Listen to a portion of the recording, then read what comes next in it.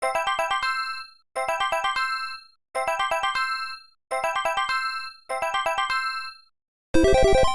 going on, everybody? It's your boy David coming at you with another episode of the Free Play Modes Quick Hit. It is March the 12th, 2016, and I am here with the New Gaming Order co-founder, Alexlexus, and one of the New Gaming Order staff members, Chris OnurkneezB. What's going on, fellas? Yo. Take two, got it right. It happens, man. It happens. When you say it like that, Alex, and make that noise, makes it sound like you're constipated. Look, Akuma gets away with it. I can get away with it. I don't think so, Alex. I think you need to take some laxatives. Wow. I did have dry cookies, Chips Ahoy, and I had no milk.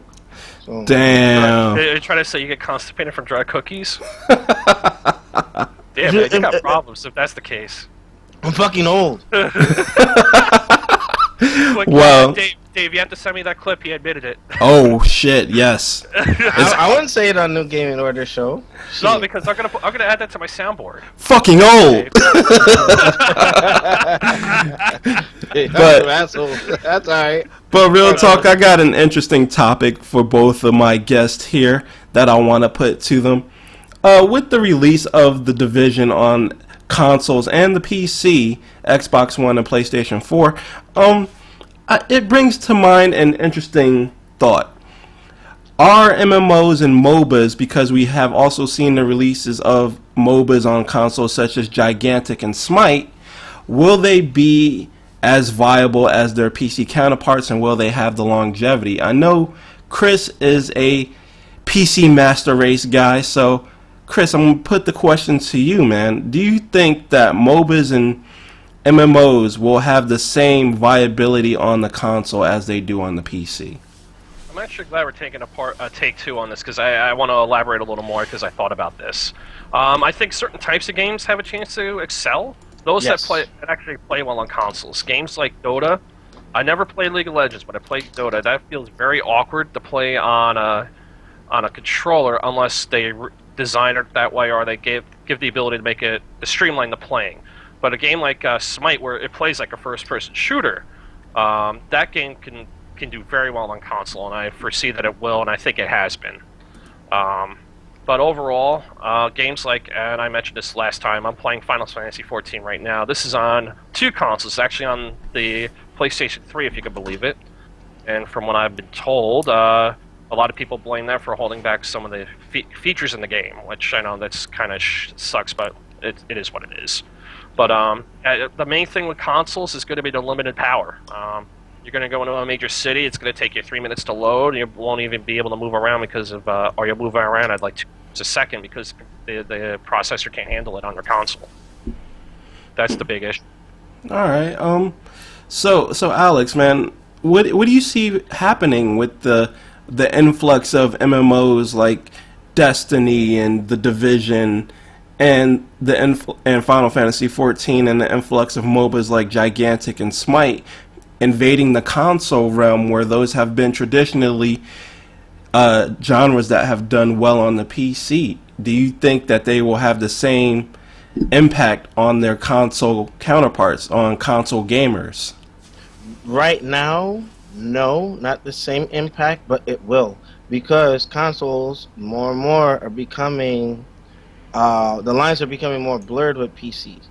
Okay, now look at the Xbox One, look at PS4. You know, it just now it's not so clearly divided. Now, as far as like limited power of particular consoles, yes, this is very true. That's why there are certain limitations in terms of Warcraft and some of the examples that OnurkneezB put out, where it's just there's just certain games that just can't be handled with limited resources. But you got games like Phantasy Star Online, like you said, Division. You know, a couple of, like the more simpler ones can have a future on there. You know, and with that, there was something that you were mentioning on the first take, but I'll kind of wait for you to revisit that. But for me, like games like Phantasy Star Online are great. You know, I think they're cool. My first real MMO or type of game in that genre, I think that's they'll thrive, but they have to continue to support them because oftentimes on the console, once that console is done or whatever, it starts shutting down servers and all this other stuff. Whereas on the PC, it's enduring. So that's something that they have to keep in mind when we are discussing that topic. Like, the thing for me is, even though I enjoy The Division and I enjoy Destiny, the mentality of a console gamer and a PC gamer are two totally different beasts, and I don't think that will change, because a PC gamer, by and large, like Chris, he's playing Final Fantasy 14 right now. And how long have you been playing Final Fantasy 14, Chris? Since August or July last year, right after the latest expansion launched. So about 9 months you've been playing Final Fantasy.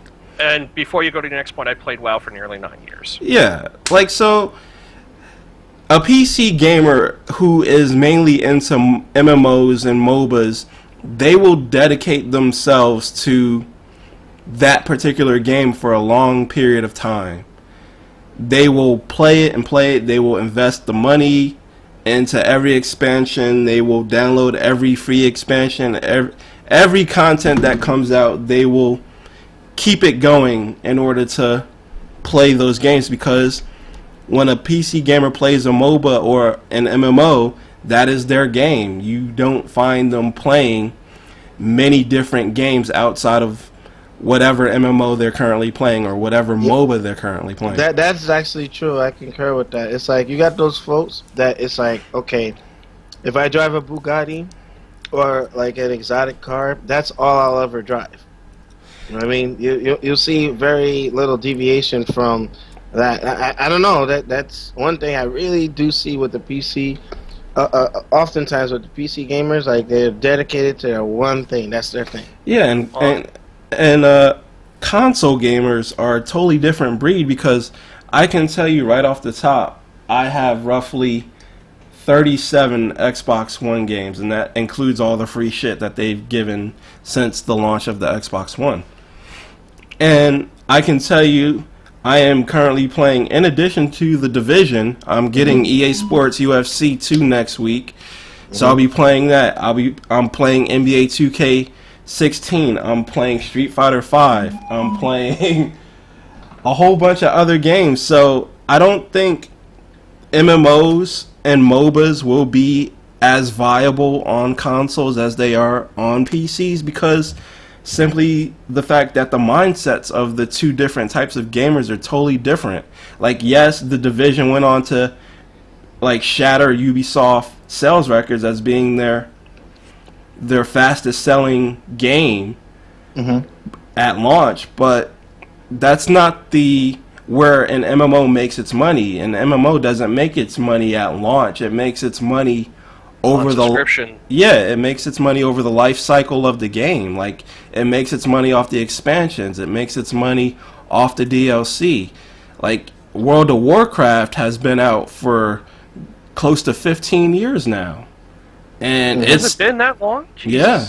And it's 2004. I know, before 2004. That's a long ass time. And it's been going strong. Like, people have been buying expansions, and they've made tons and tons of money off of that. And I just don't see MMOs having that kind of viability, simply because console gamers play many different types of games at once and don't dedicate themselves to a single game. Nobody buys a console just to play a single game. I did, but that's a different story. Yeah, and I'm playing Xenoblade on top of Final Fantasy 14. I'm 60 hours in. I didn't play it for like a couple months. Now I started playing it because a friend I got a force playing it now, and it's just that one's another massive time sink. So it's just you're dealing with two totally different beasts. I think The Division and Destiny, those games will have more viability and more lifespan on the PC than they will on consoles, in all truthfulness. And those are games that I legitimately enjoy, but I don't see myself playing them for 3 years down the road, and not even 2 years down the road. I can see myself playing The Division up until this time next year, and then possibly putting it down. And that's my concern with, like, again, I have mentioned it before, with the console MMOs or games of that nature. There's a shelf life, and it's a risk. It's a risk. Once they shut down those servers or they move on to something else, that's it. That's it. They got their money out of you, and it's like, oh my gosh, at least GTA, I can pop it in there and still play. 20, 30 years from now, provided that my consoles are still running. But I've always been like that cat pawing at the lake. I don't want to completely submerge myself in the water when it's like that. That's always been my worry, and that's why I would play like the MMOs, the shallow ones. Investing all that time and money and all that. Like Dungeon Fighter Online is a free game, right? And I, for the longest time, was playing it when I was in my apartment, and I said, okay, man, this is cool, this and that, and da-da-da. I can do that, no loss in investment. As long as the servers are up, I'll play it. If it's not up, then, hey, I don't have to worry, you know what I mean? But that's a PC game. Now, you saw the Xbox 360 version. It was completely, it was the same but different. Stripped down, took away the lobbies and all that other stuff, and it's just Microsoft knew bringing that game to the console in Dungeon Fighter, they had to make it where if something were to ever happen, it's not in the handcuffs of a server, and that's our only concern, man. I tell you, I know I'm repeating myself, but shit, that's kind of scary to me. Well, with the PC too, if they could always do graphic updates. WoW did it on the 3rd or 4th expansion. They did a graphic enhance because it was like 8 years at that point. And plus, and even then, with the PC, you can hack the game and do private servers. If the game completely shuts down, you still have that option. Yeah. Now, people do private servers just to play the game, an earlier version of the game. Just like with WoW, people think, well, at least for me, I think the Burning Crusade, the first expansion was the high point in the game, and most people agree to that. So they'll set it up so you play that version of the game, and then you play that content as much as you want on private servers with however many people you want. Okay, cool. I mean, good points, but I don't know how much more I can add to it, but I just know, in general, I guess my final point is that the console, like you said, PC gamers, the diehard PC gamers are vastly different from the console gamers. Different target audience. Yeah. Different mindset, but you got the hybrid ones, like I like to consider myself, where, I'll dabble a little bit here, dabble a little bit there, but at the end of the day, it's your preference, whatever you enjoy to play.